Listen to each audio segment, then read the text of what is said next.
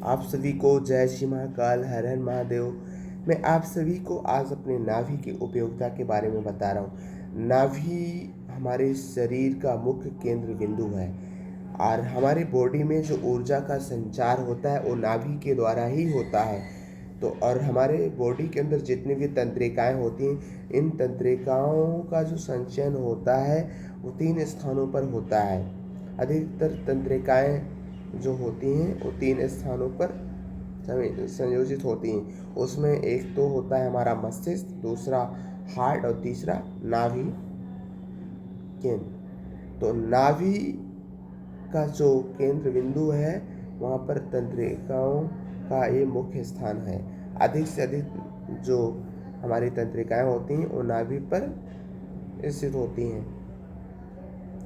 वैसे तो मैंने बताया 3 जगह तंत्रिकाओं का, तंत्रिकाएं स्थित होती हैं। सबसे अधिक जो होती हैं, सबसे मुख्य रूप से वो नाभि के स्थान पर होती हैं, क्योंकि हम जानते हैं कि जब माँ की पेट में, माँ के गर्भ में जब शिशु आता है तो शिशु का जो पोषण होता है और उसके शरीर में पोषक तत्वों का, ब्लड का, जो भी चीज़ें आवश्यक हैं वो सभी माँ के शरीर से गर्भनाल के द्वारा ही बच्चों में जाता है।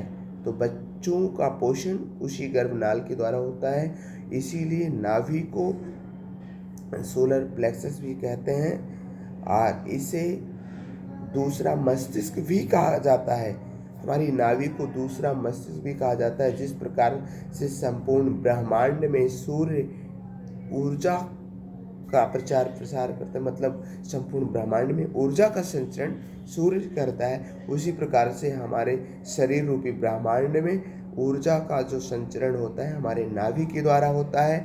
हमारी नाभि को बैलेंस करके रखना ये हमारे संपूर्ण शरीर के स्वस्थ होने का सूचक होता है। तो हमें हमेशा अपने शरीर को स्वस्थ रखने के लिए हमें अपने नाभि में 2 से 3 बूंद तेल जरूर लगाना चाहिए। इससे आपके बॉडी के जितने भी जाति तत्व होते हैं नाभि के आसपास, वो सभी इससे दूर हो जाते हैं और इससे हमारी त्वचा जो होती है वो फ्लेक्सिबल होती है। खास करके जो किडनी के रोगी हैं, लीवर के रोगी हैं और जिनकी स्मरण शक्ति कमज़ोर है, ऐसे लोग, जिनका इसमें बाल सफ़ेद हो रहा है, ऐसे लोगों को, पुराना सर दर्द है, माइग्रेन की समस्या है, ऐसे लोगों में जिनको हमेशा सर दर्द बना रहता है, जिनको चलने में भी दर्द होता है, आँखों से संबंधित बीमारियां हैं, लीवर संबंधित रोग है, और ऐसे लोगों को, और ख़ास करके जो महिलाएं होती हैं, महिलाओं में प्रजनन से संबंधित परेशानियां जो होती हैं और इसी के साथ स्ट्रेस की जो समस्याएं होती,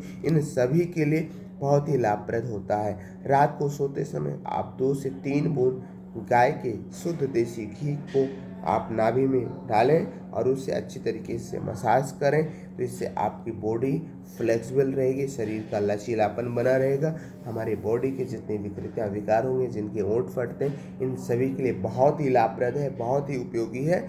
और ख़ास करके हमारी जो नाभि होती है, नाभि में तेल का जो कार्य होता है वो इस प्रकार से होता है। हमारी नाभि ये देख लेती है कि हमारी कौन सी रक्त वाहिनी सूख रही है। तो ये क्या करती है, जब आप तेल नाभि में लगाते हैं तो ये उसी धमनी में तेल का प्रवाह कर देती है जो रक्त वाहिनी सूख रही है।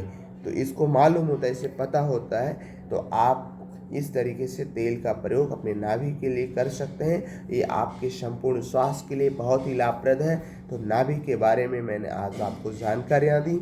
आप अपने सभी परिचितों को, अपने लोगों को जागरूक करें, उन्हें भी इससे अवेयर करें, जिससे वो भी स्वस्थ रहें। हमारा उद्देश्य है हमें विश्व को, संपूर्ण भारत को स्वस्थ बनाना है, अपने देश को समृद्ध बनाना है। तो आप भी आइए, हमारी इस मुहिम से जुड़िए और मैं आप लोगों के लिए जो भी अच्छी जानकारियाँ लेकर आता हूँ, आप एक दूसरे तक इसे ज़रूर पहुँचाएं ताकि हम एक दूसरे को स्वस्थ रखने में उनकी मदद कर सकें।